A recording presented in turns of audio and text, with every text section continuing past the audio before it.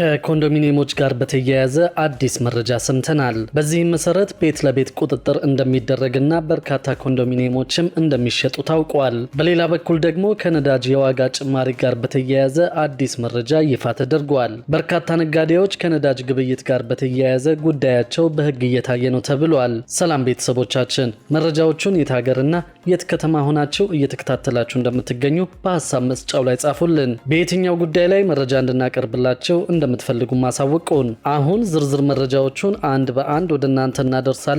እስከ መጨረሻው አብራችሁን ቆዩ።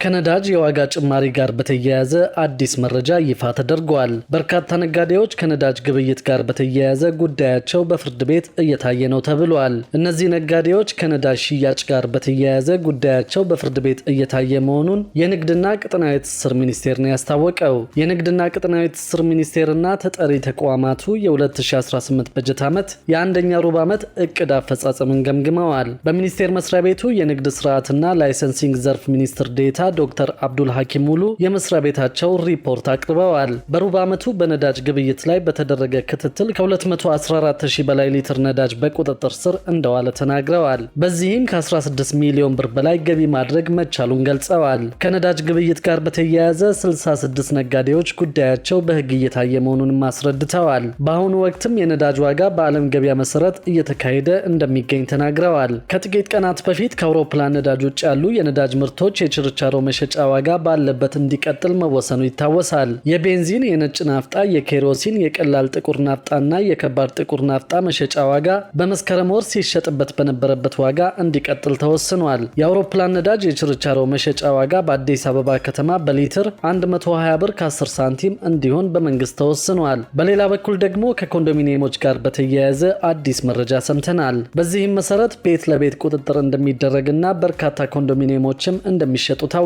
የአዲስ አበባ የቤቶች ልማት ኮርፖሬሽን በ2018 በጀት ዓመት ያለበትን የቦንድ ብድር መመለስ በሚችልበት ሁኔታ ላይ ከሰሞኑ ውይይት አካሂዷል። የኮርፖሬሽኑ ዋና ዳይሬክተር ኢንጂነር ቶማስ ደበሌ ከተቋሙ ስትራቴጂክ ኮሚቴ ጋር በነበራቸው ውይይት ላይ በዚህ በጀት ዓመት ያለንን ሙሉ አቅም በመጠቀም የተቋማችንን ገቢ ማሳደግ ያስፈልጋል ብለዋል። በ2018 በጀት ዓመት የኮርፖሬሽኑን አቅም በገቢ ለማጎልበት በተለያዩ ቦታዎች ያሉትን የተቋሙን ንብረቶች መመሪያውን በጠበቀ መልኩ በአስቸኳይ ወደ ገንዘብ በመቀየር ተቋሙ ያለበትን የቦንድ ብድር መመለስ አለበት ሲሉ ተናግረዋል። በቦንድ ብድርና በካፒታል የተገነቡ ቤቶችን በተመለከተ ተገንብቶ አገልግሎት መስጠት የሚችል ቤት በምንም አይነት ሁኔታ ክፍት መሆን የለበትም ብለዋል። በተቋሙ መመሪያ መሰረትም ለተጠቃሚዎች በማስተላለፍ የባንኩን የቦንድ ብድር መመለስ አለበት ሲሉ ገልጸዋል። በዚህም በአዲስ አበባ የሚገኙ ኮንዶሚኒየሞች ከፍተኛ የሆነ ዕዳ እንዳለባቸው በተደጋጋሚ ጊዜ ሲነገር ቆይተዋል። የአዲስ አበባ ቤቶች ልማት ኮርፖሬሽን የተረከባቸው ከ30 ቢሊዮን ብር በላይ ዕዳ ያለባቸው የጋራ መኖሪያ ቤቶች መሆናቸውን ከዚህ በፊት ማስታወቁ ይታወሳል። በዚህ ብድር አለመከፈል ምክንያት የኢትዮጵያ ንግድ ባንክ ለቤቶቹ ግንባታ ሲሰጥ የቆየውን ብድር ባለመከፈሉ ምክንያት አዳዲስ ግንባታዎች ከቆሙ ወራት ተቆጥረዋል። ይህንንም ችግር ለመፍታት የማህበር ቤት አማራጭን በማቅረብ ቁጠባቸውን ካላቋረጡት መካከል 71 ማህበራት ተደራጅተው መሬት ተረክበው ወደ ስራ መግባታቸው ታውቋል። ፍላጎት እስካለ ድረስ ቀጣይ አዳዲስ ማህበራትን የማደራጀትና የምዝገባ ስራ እንደሚቀጥልና ለቤቶቹም ዲዛይን በመንግስት በኩል እንደሚዘጋጅ ተገልጿል።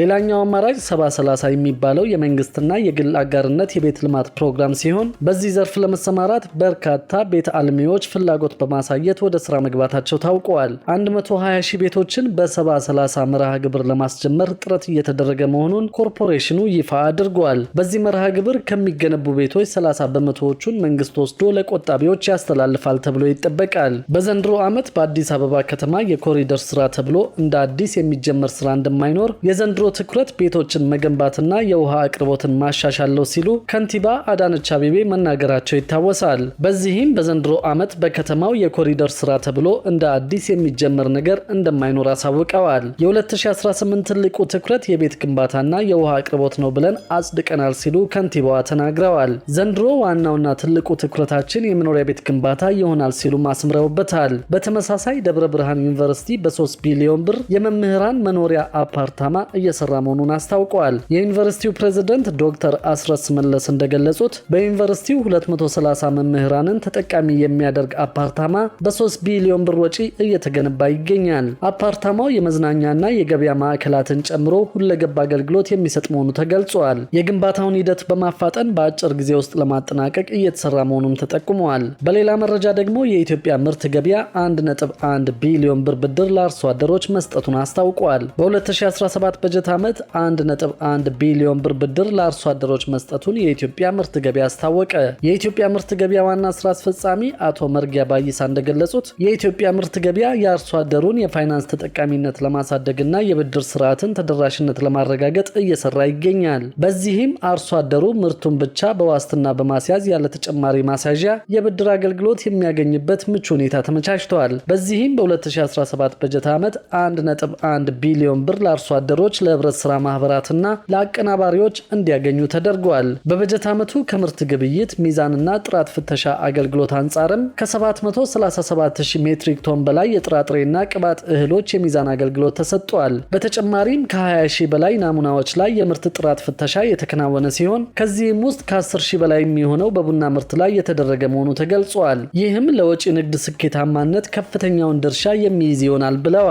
በሌላ በኩል ደግሞ አዲሱ መመሪያ ከስራ ውጭ ያደርገናል ሲሉ የኤሌክትሪክ መኪና አስመጪዎች ቅሬታቸውን አቅርበዋል። የትራንስፖርትና ሎጂስቲክስ ሚኒስቴር በበኩሉ የጸደቀው መመሪያ ተግባራዊ አለመደረጉን አስታውቋል። የትራንስፖርትና ሎጂስቲክስ ሚኒስቴር የኤሌክትሪክ መኪና አስመጪዎች የጥገናና ሰርቶ ማሳያ ወይም ጋራዥ ማቋቋም እንዳለባቸው አስገዳጅ መመሪያ ማውጣቱ ይታወሳል። የመመሪያውን ተግባራዊ መደረግ ተከትሎ ቅሬታቸውን ያቀረቡ የኤሌክትሪክ መኪና አስመጪዎች መመሪያው ያሉትን አስመጪዎች ከገበያው ከማስወጣት ባለፈ አዳዲስ አስመጪዎችም ወደ ዘርፉ እንዳይቀላቀሉ እንቅፋት ይሆናል ብለዋል። በቂና ብቁ ባለሙያ በሌለበትና በቂ የመኪና መለዋወጫ ባልተሟላበት ሁኔታ ሁሉም አስመጪዎች የሰርቶ ማሳያና ጥገና ክፍል ወይም ጋራዥ ያቋቁሙ ቢባል እንኳን በቂ የመሬት አቅርቦት አይኖርም ሲሉ አስመጪዎቹ ተናግረዋል። የኤሌክትሪክ መኪና አስመጪዎችን ቅሬታ በተመለከተ ለጉዳዩ ምላሽ ለማግኘት ለትራንስፖርትና ሎጂስቲክስ ሚኒስቴር ጥያቄ አቅርበናል። በሚኒስቴር መስሪያ ቤቱ የትራንስፖርት አገልግሎትና ቁጥጥር አማካሪ አቶ አሰፋ አዲስ እንደገለጹት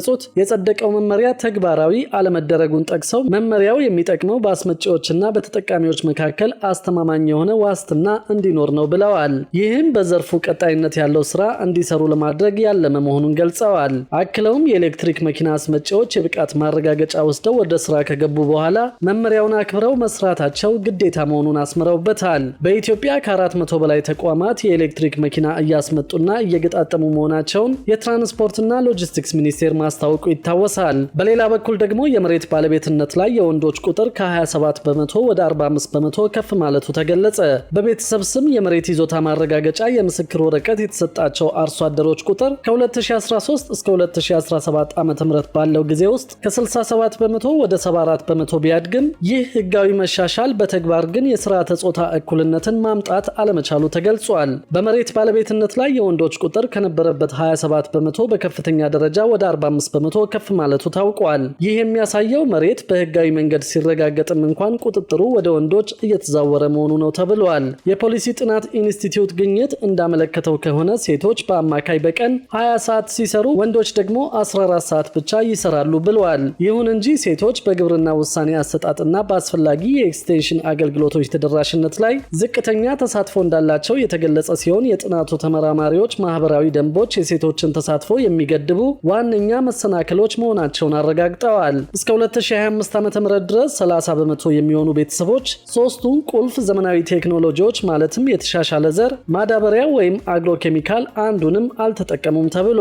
እንደ ጥናቱ ከሆነ የግብርና ኤክስቴንሽን አገልግሎቶችን ያገኙ ቤተሰቦች ቁጥር በከፍተኛ ሁኔታ ቀንሷል። ይህ ደግሞ የድጋፍ ፕሮግራሞች ሲጠናቀቁ የአገልግሎት አሰጣጥ ሞዴሎች ዘላቂነት የጎደላቸው መሆኑን ያመለክታል ተብሏል። በሌላ በኩል ደግሞ ዲጂታል የግንባታ ቁጥጥር መረጃ ስርዓት ይፋ ተደርጓል። የኢትዮጵያ ኮንስትራክሽን ባለስልጣን ዲጂታል የኮንስትራክሽን ቁጥጥር መረጃ ስርዓትን አስጀምሯል። የከተማና መሰረተ ልማት ሚኒስትር ወይዘሮ ጫልቱ ሳኒ እንደተናገሩት ከሆነ አሁን የተጀመረው ዲጂታል የቁጥጥር መረጃ ስርዓት ግልጸኝነትን በማስፈን መልካም ስራ ያልሰሩትን ተጠያቂ ለማድረግ እንዲሁም ደግሞ ጥሩ ሰርተው የተገኙትን ለመሸለም የሚያስችል መሆኑን ገልጸዋል። የኢትዮጵያ ኮንስትራክሽን ባለስልጣን ዋና ዳይሬክተር ዶክተር መስፍን ነገው በበኩላቸው እንደገለጹት ከሆነ ስርዓቱ 10 ወር የፈጀ ዝግጅት ተደርጎበታል። የኮንስትራክሽን ዘርፍ ለሀገሪቱ ትልቅ የኢኮኖሚ አስተዋጽኦ ያለው በመሆኑ ዘርፉን አለማዘመን ትልቅ ዋጋ የሚያስከፍል መሆኑን አመላክተዋል። ዲጂታል የቁጥጥር መረጃ ስርዓቱ ከኢትዮጵያ ኢንፎርሜሽን መረብ ደህንነት አስተዳደር ጋር በመተባበር የተዘረጋ መሆኑን በመጠቆም የሳይበር ጥቃትን ለመከላከል የሚያስችል የቅድመ ጥንቃቄ ስራ መሰራቱን ገልጸዋል።